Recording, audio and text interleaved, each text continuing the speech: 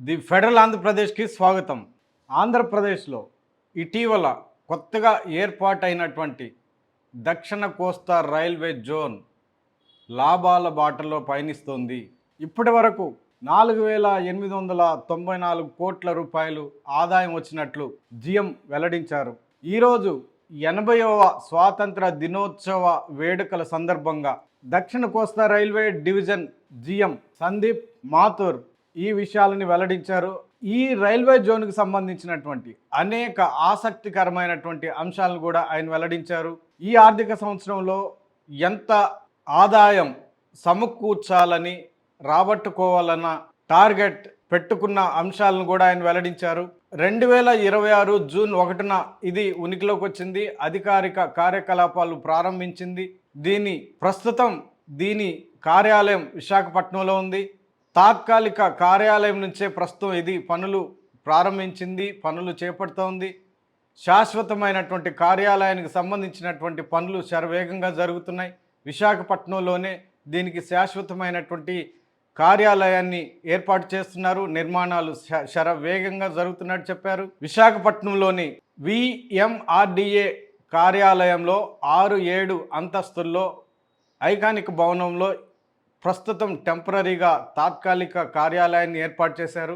2025లో దీనికి ప్రధానమంత్రి నరేంద్ర మోడీ శంకుస్థాపన చేశారు. రాష్ట్ర విభజన అనంతరం ఏపీ రీఆర్గనైజేషన్ యాక్ట్ 2014 ప్రకారం విభజన జరిగిన తర్వాత రాష్ట్రానికి కొత్త రైల్వే జోన్ను ఏర్పాటు చేస్తున్నట్లు హామీ అందులో ఉంది. అప్పటి కేంద్ర ప్రభుత్వం ప్రకటించింది.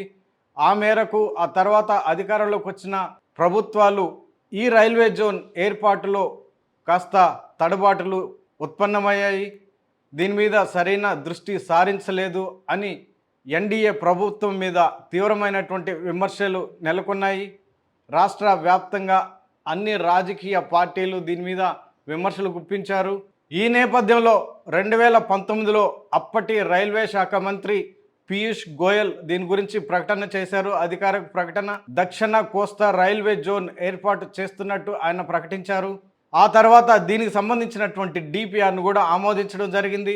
2026 మేలో అధికారిక గజెట్ నోటిఫికేషన్ విడుదల చేశారు. 2026 జూన్ 1 నుంచి ఇది ఉనికిలోకి వచ్చింది.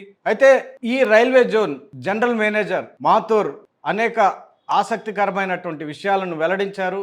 ఈ ఆర్థిక సంవత్సరానికి దాదాపు 5,000 కోట్లకు పైగా ఆదాయం చేకూర్చాలన్న లక్ష్యంతో పనిచేస్తున్నట్లు ఆయన వెల్లడించారు. ఈ రైల్వే జోన్ పరిధిలో 4 డివిజన్లు ఉన్నాయి. విశాఖ డివిజన్తో పాటు విజయవాడ, గుంటూరు, గుంతకల్ రైల్వే డివిజన్లు ఈ దక్షిణ కోస్తా రైల్వే డివిజన్ పరిధి కింద వస్తున్నాయి. ఈ 4 డివిజన్లు కలిపి ఈ జోన్ని ఏర్పాటు చేయడం జరిగింది. ఈ రైల్వే జోన్ కింద అనేక రకాల పనులు చేస్తూ వస్తున్నారు. రైల్వే లైన్లు ఏర్పాటు చేయడము, కొత్త లైన్లు ఏర్పాటు చేయడము, దానికి సంబంధించినటువంటి నిర్మాణాల పనులు శరవేగంగా జరుగుతున్నాయి అని ఆయన వెల్లడించారు. మొత్తం మీద ఈ రైల్వే జోన్ ఉనికిలోకి వచ్చినటువంటి అతి స్వల్ప కాలంలోనే 4,000 కోట్లకు పైగా ఆదాయాన్ని సమకూర్చుకోవడం ఒక ఆసక్తికరమైనటువంటి పరిణామంగా రైల్వే అధికారులు చర్చించుకుంటున్నారు. రానున్న రోజుల్లో ఇది మరింత అభివృద్ధి చెంది మరింత ఆదాయ బాటలో నడవడంతో పాటు ఆంధ్రప్రదేశ్ రాష్ట్ర ప్రజలకి మరిన్ని సేవలు అందించే దిశగా దీని ప్రయాణం సాగుతుంది అని రైల్వే శాఖ అధికారులు చర్చించుకుంటున్నారు.